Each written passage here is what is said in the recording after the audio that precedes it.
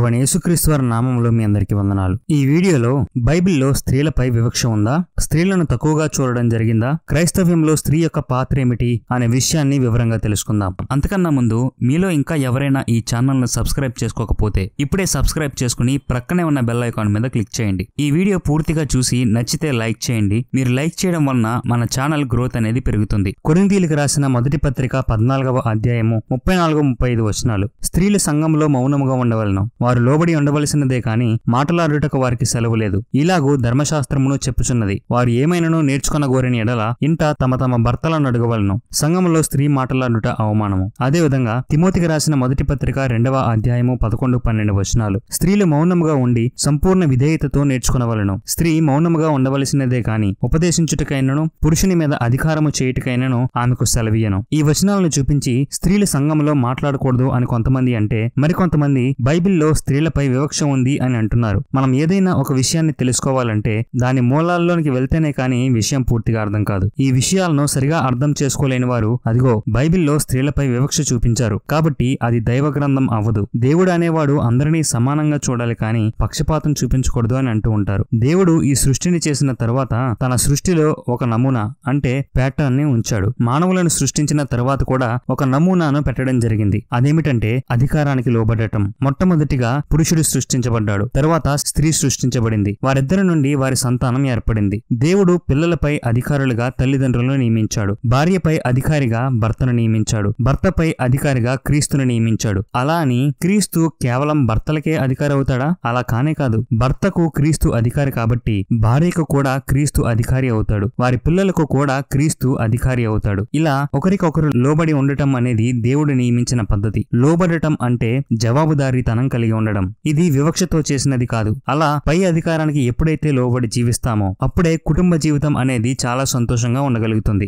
ఒకరి పట్ల ఒకరు బాధ్యతగా వ్యవహరించడం, ఒకరికి ఒకరు లోబడి జీవించడం అనేది కుటుంబానికి చాలా అవసరమైనది. పిల్లలు తల్లిదండ్రులపై అధికారం చూపించడానికి వీలులేదు. భార్య భర్తపై అధికారం చూపించడానికి వీలులేదు. భర్త దేవునిపై అధికారం చూపించడానికి వీలులేదు. దేవుడు ఈ ప్యాటర్న్ ని పాపానికి ముందుగానే నియమించాడు. ఎందుకంటే అధికారానికి లోబడి ఉన్నప్పుడే నియమింపబడిన పనులు అనేవి సక్రమంగా జరుగుతాయి. కుటుంబానికి అధికారి ఎవరూ లేకపోతే ఆ కుటుంబము సరైన మార్గంలో ఉండలేదు. ఈ అధికారానికి లోబడి ఉండటం అనేది మనం ఖచ్చితంగా చేయాల్సిన పని. ఇది పాపం ముందట వర్తిస్తుంది, పాపం వచ్చిన తరువాత కూడా వర్తిస్తుంది. కానీ పాపం ఎప్పుడైతే వచ్చిందో కుటుంబంలో దేవుడు నియమించిన ఈ ప్యాటర్న్ అనేది క్షీణించిపోతూ వస్తుంది. పాపం పెరిగే కొద్దీ పిల్లలు తల్లిదండ్రులకు లోబడకపోవడం, స్త్రీలు పురుషులకు లోబడకపోవడం, పురుషులు దేవునికి లోబడకపోవడం జరుగుతుంది. సమస్య అంతా ఎక్కడ మొదలవుతుంది అంటే కుటుంబంలో దేవుడు నియమించిన అధికారానికి లోబడకపోవడం, కుటుంబం అంతా దేవునికి లోబడకపోవడం వలన కుటుంబ వ్యవస్థ నాశనం అయిపోతూ వస్తుంది. మళ్ళీ కుటుంబ వ్యవస్థ బాగుపడాలి అంటే పురుషుడు క్రీస్తుకు లోబడాలి, స్త్రీలు పురుషులకు లోబడాలి, పిల్లలు తల్లిదండ్రులకు లోబడాలి, కుటుంబం అంతా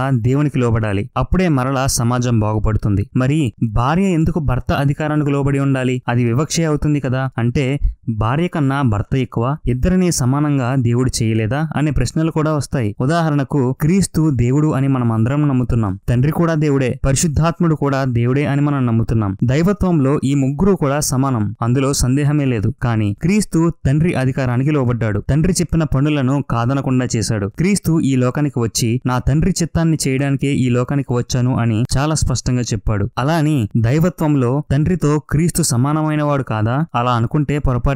ఆయన పునరుద్ధానుడై తండ్రి కుడిపార్శ్వమున కూర్చున్నట్లుగా మనకు వాక్యంలో కనిపిస్తుంది. కుడిపార్శ్వము అంటే తండ్రితో సమానంగా కూర్చోవడం అని అర్థం. అదేవిధంగా క్రీస్తు మాటకు పరిశుద్ధాత్మ దేవుడు లోబడి ఉన్నట్టుగా వాక్యంలో మనకు కనిపిస్తుంది. అధికారానికి లోబడి ఉండడం అనేది అసమానత్వాన్ని కలిగిస్తుంది అని అనుకోవడం చాలా పెద్ద పొరపాటు. అధికారానికి లోబడి ఉండటం అనేది వివక్ష కానే కాదు. నిజానికి మనం గనక జాగ్రత్తగా గమనిస్తే స్త్రీలను ప్రతి పురుషుని అధికారానికి లోబడి ఉండమని వాక్యం చెప్పడం లేదు. భర్త అధికారానికి మాత్రమే లోబడి ఉండమని దేవుని వాక్యం చెప్తుంది. అంటే భార్య తన బిడ్డలలో మగపిల్లలు ఉన్నట్లయితే వాళ్లపై అధికారాన్ని కలిగి ఉంటుంది. అదే అధికారంతో వారిని క్రమశిక్షణలో పెంచుతుంది. వారికి వివాహమైనప్పుడు వారు ఒక కుటుంబానికి అధికారిగా ఉంటారు. వారి భార్య తన పిల్లలకు అధికారినిగా ఉంటుంది. ఇది ఒక సైకిల్. ఒక కుటుంబం ఎప్పుడైతే ఇలా ఉంటుందో అప్పుడు ఆ కుటుంబంలో జవాబుదారీతనం ఉంటుంది. అప్పుడు ఆ కుటుంబము సంతోషంగా ఉండగలుగుతుంది. తండ్రి, కుమార, పరిశుద్ధాత్మలు ఎలా అయితే దైవత్వంలో సమానత కలిగి ఉన్నారో అలాగే భార్యాభర్తలు కూడా సమానత్వం కలిగి ఉన్నారు. తండ్రి, కుమార, పరిశుద్ధాత్మలు ఎలా అయితే